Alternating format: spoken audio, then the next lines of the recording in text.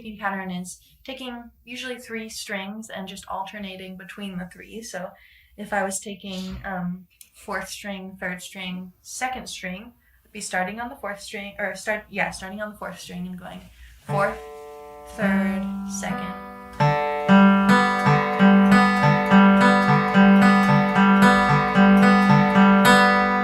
So creating this rolling sound with the usually 3 strings, and it kind of sounds like a banjo roll. I think, to me, I also play 3-finger banjo, which might be why I'm so drawn to this style. I really like the sound of it, and so you're usually playing those 3 strings, and so because you're letting the strings ring out over each other, you usually have some sort of chord shape held down when you do the cross picking. So for this East Virginia blues, we're going to be playing out of a C shape.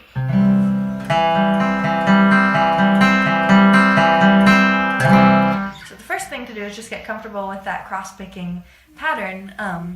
And since this is a pattern of 3, so we have 3 notes over a measure. In this instance, we're playing in 4/4. You can actually round out the cross-picking pattern to fit squarely in a 4/4 measure, just by going through the pattern of 3 twice and then adding 2 more notes on the end. So now we have 8 eighth notes. So we're going to go.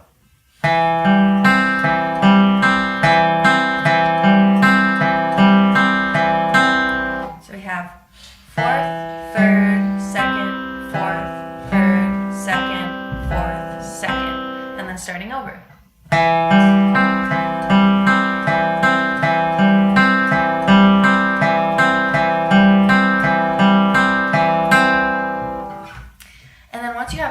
Down, there's a couple different ways you can approach the pick direction. I like to just do an alternating pick direction all the way through, which would be down, up, down, up, down, up, down, up, and then starting over.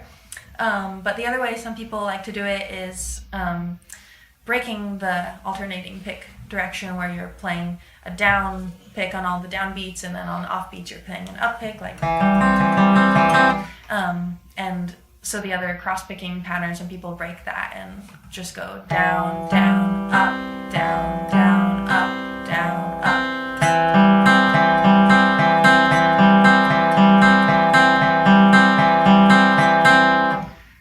So you can play those two, feel which feels more comfortable to you, which you can kind of play faster and more accurately with.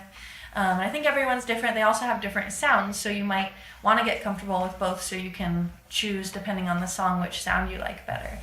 To me, the alternating has a little more defined sound to each note. The notes kind of stick out more on their own, and the down, down, up pattern sounds a bit smoother.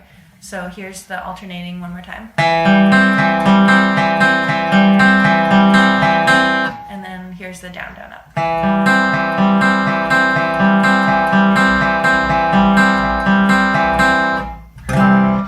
Those are the 2 patterns. You can just kind of play around with them, get comfortable with both of them, and then decide which you like to use better. But for East Virginia blues, the first thing we're going to start off with is just learning the melody. So I'll sing a verse of this. So you can just hear the melody, and then we're going to learn the melody on guitar and then try to fit the cross-picking pattern around it. And when you are playing a cross-picking pattern with a melody, a lot of times what it does is offset the melody notes, so they're a little bit more anticipated or syncopated, instead of just having the melody notes land right on the downbeats where they might normally if you're just flat picking. I was born in East Virginia, North Carolina.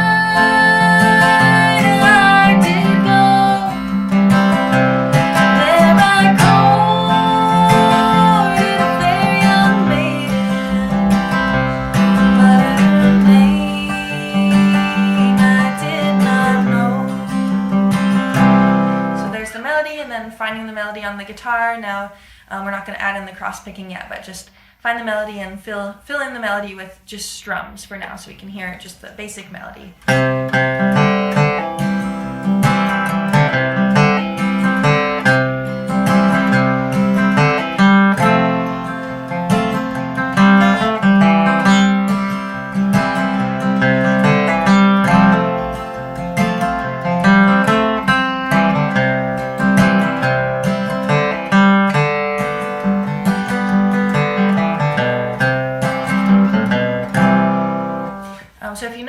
was changing chords with the song as it changes chords, and just playing a really basic melody.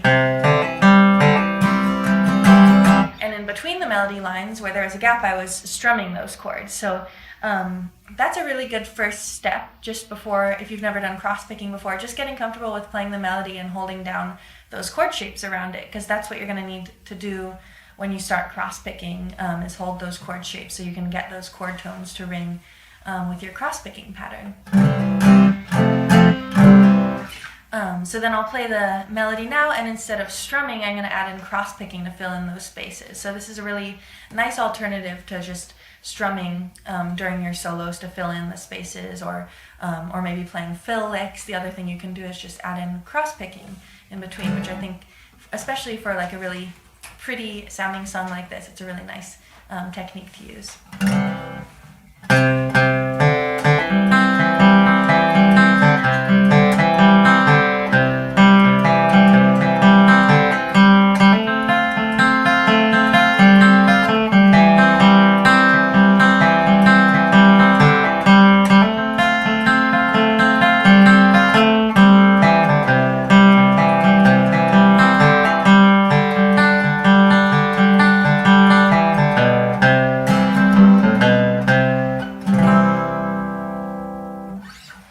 So a rest stroke in bluegrass is, how I learned it was when you hit the string with your pick on a downstroke, instead of having the pick come away from the string like this. I don't know if you can see that, but my pick is hitting the string and then coming up away from the string, which it kind of normally does when I'm playing, especially eighth notes. It's kind of just kind of coming up a little bit away from the string. But a rest stroke, when you play the string with a downstroke, instead of coming away from the string out like that, it's actually going down towards the floor and resting on the next string down. I don't know if that's why it's called a rest stroke, but that kind of helps me remember it.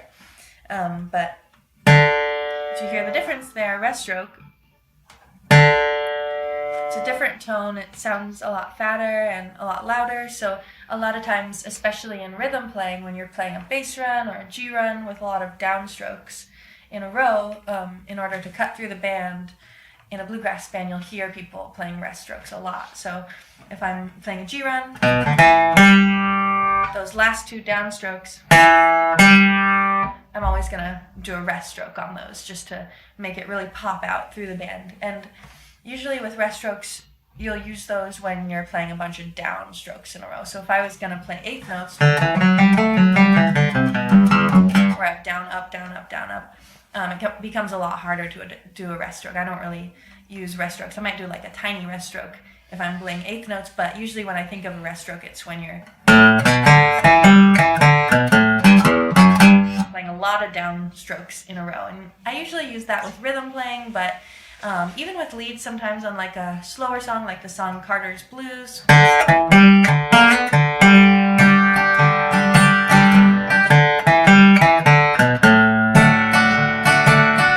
That song, the melody, it works well with a lot of downstrokes, and you can do rest strokes with that to really create this big booming sound on the guitar.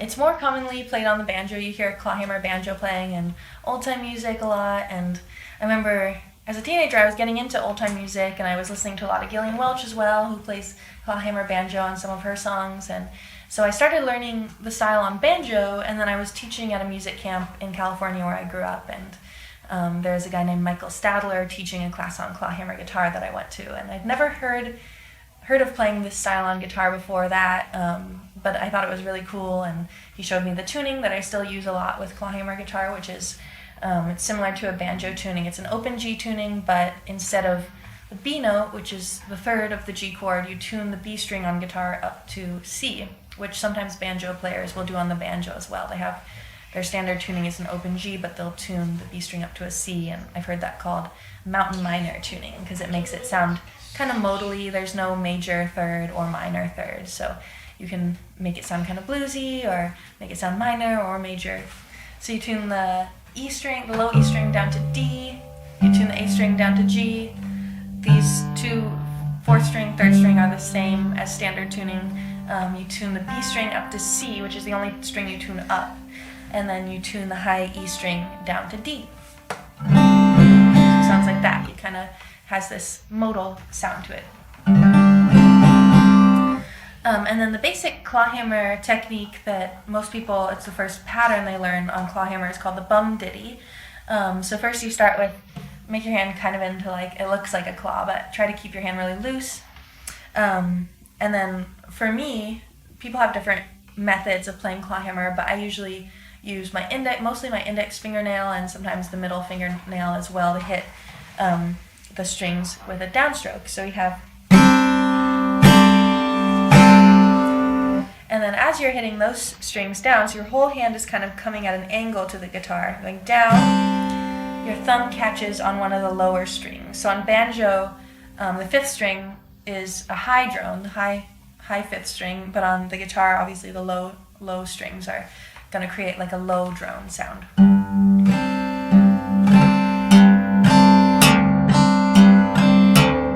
So in this tuning, I'm usually hitting that fifth string with my thumb, which is the G note. Sometimes you can hit the sixth string as well. So we go, each time your hand comes down, the thumb catches, and then on the up, you pluck the low string. So the bum ditty pattern is down, down, up, down, down, up. So you're going to hit the strings with your index and middle, catch the low string with the thumb, but don't pluck the string the first time. So you have bum, and then ditty. So the second time, you pluck that low string.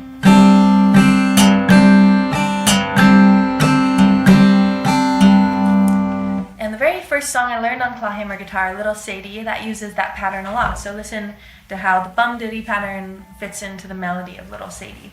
So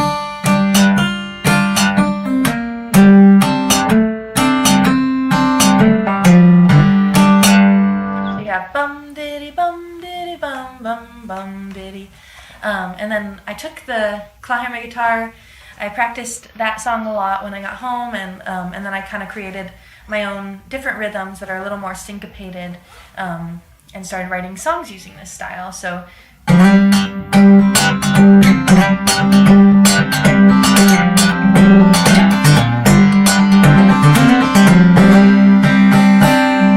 I kind of developed some different rhythms with the thumb hitting the low string at more of a syncopated, in more of a syncopated style. And from there, just started applying it to different songs and writing songs using that style. So Take the Journey is a song that I wrote with my friend Sarah Siskind, and when we started writing it, I was just playing in standard tuning with a pick, but I instantly heard the melody of the song was more modal, and I thought it could work really well with this modal tuning and clawhammer guitar. So we finished writing the song, I got home and started trying to play clawhammer guitar and fit it around the melody of the song. So I'll sing a verse of the song and then show how I kind of developed the melody on the clawhammer guitar. Cold, cold nights lead to cold, cold mornings. The road keeps going and it never seems to end. Lonely hearts that cry without warning when the light ain't shining around the bend. So then taking that melody and fitting it around the clawhammer guitar style, I came up with this.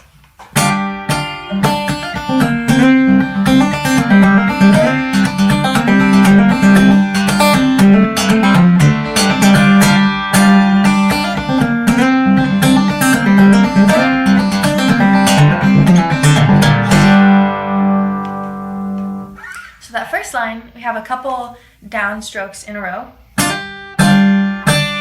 And then I'm using a technique called drop thumb, where you drop your thumb down to one of the higher strings. Instead of hitting that low drone, you can create a more intricate melody by dropping the thumb down and using it for melody notes. So a lot of times on clawhammer, to create a more complicated melody or just learn a song with a quicker paced melody, we use a lot of hammer-ons and pull-offs and also the drop thumb. So that second part of the first line,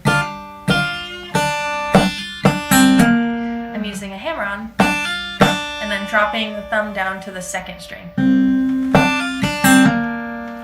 And then I slide up to the 5th fret and do another drop thumb line. And And then the second time I play that line, I do a variation with 2 pull-offs.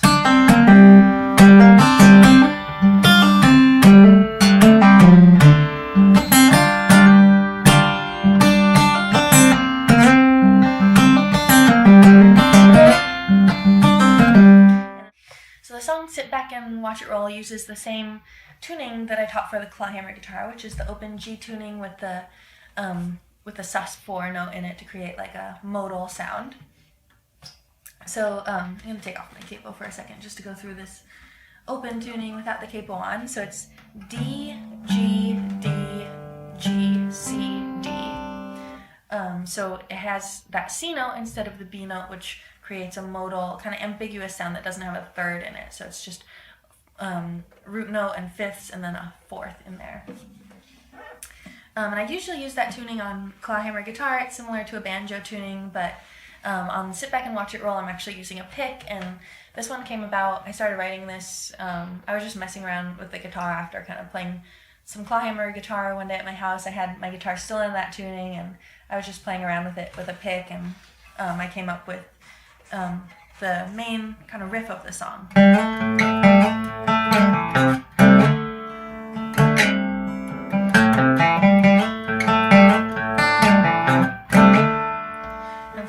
That riff, and I was coming up with the harmony to the riff, and that became the melody to the actual song. So, falling through the looking glass, can the future save me from the past?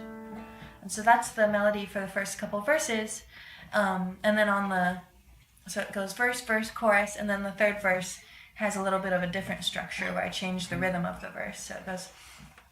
And then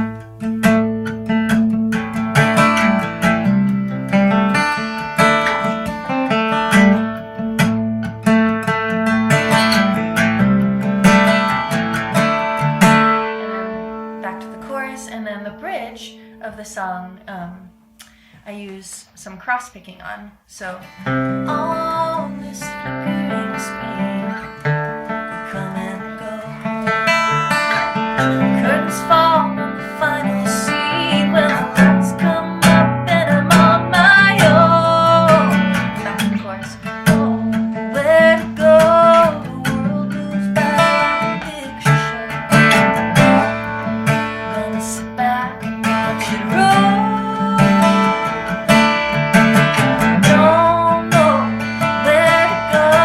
The world moves by like a picture show.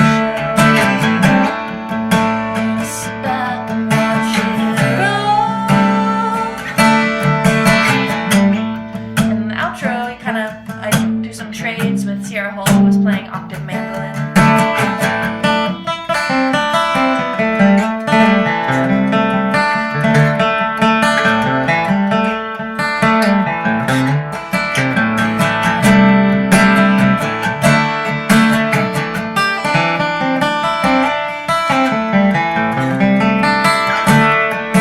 And at the very end there's this breakdown with the, kind of a cross-picking thing.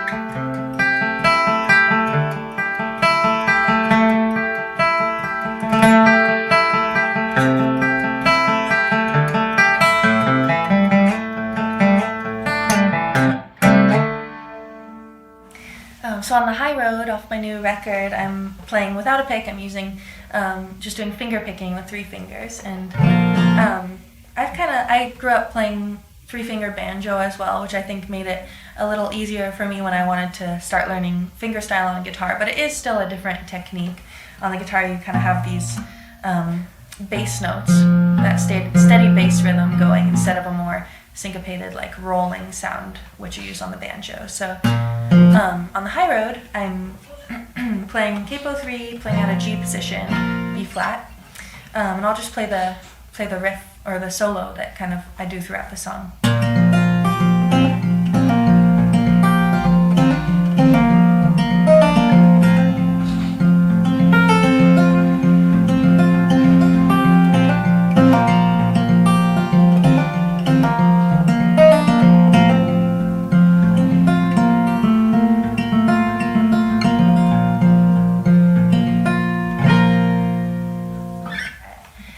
And the riff for this song, it's kind of like a cross-picking riff, and it sounds a little banjo-y almost.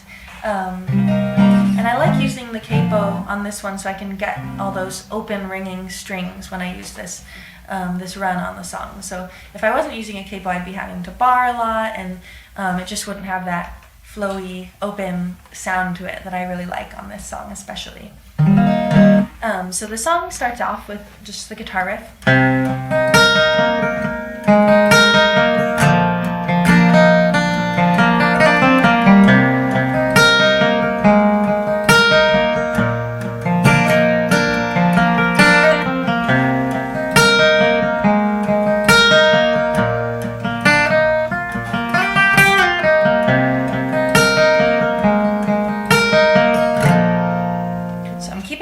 Pinky held down the whole time, creating like a little high drone, which I think does give it a little bit of a banjo-y sound. On the banjo you would have that high fifth string there, and I'm playing like a A minor 7 chord,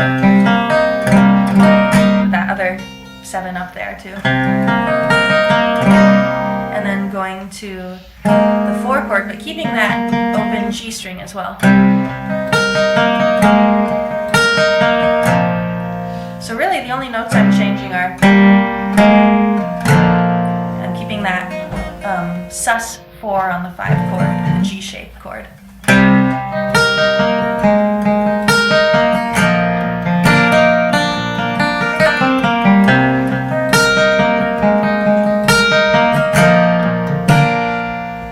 Yeah, and then I start singing, so that's the opening riff, and it comes in and out throughout the song when you're ready. So on my song Light Came In, Power Went Out, the initial rhythm for this song came when I had just gotten an electric guitar from Collings, and I listened to a lot of like punk rock when I was a kid. I remember in middle school I listened to a lot of like Operation Ivy and Rancid, and at a rock band where we'd learn their songs and the rhythm was always like kind of like that, like really fast. So me and my friend Maya DeVitri were just playing around with my guitar at my house one day, and we came up with the chorus for Light Came In, and the rhythm that we kept playing was just that kind of like chugging rhythm. So then when we went to record it, I was working with Ryan Hewitt, who has worked with a lot of punk rock bands, and so he and I just both had that in common. So we thought it would be kind of cool to incorporate that in little ways here and there on the album, and this song was one that we thought that could be cool on. So throughout the song I'm kind of playing this rhythm a lot. Starts off with a drone, and then I come in with that.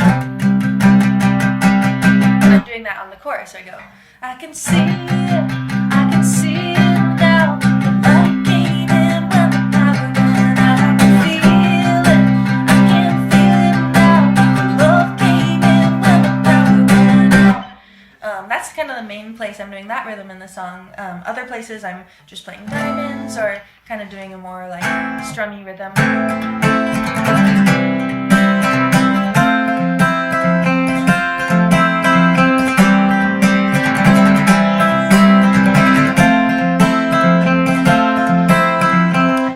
On the bridge, and then in between after the choruses, I am coming in with like a little solo part that goes along with what the electric guitar player is playing. So I'll just play a chorus and then go into the second solo that I do on this song. Well, I can feel it, I can see it now. The light came in when the power went out. I can feel it, I can feel it now. The love came in when the power went out.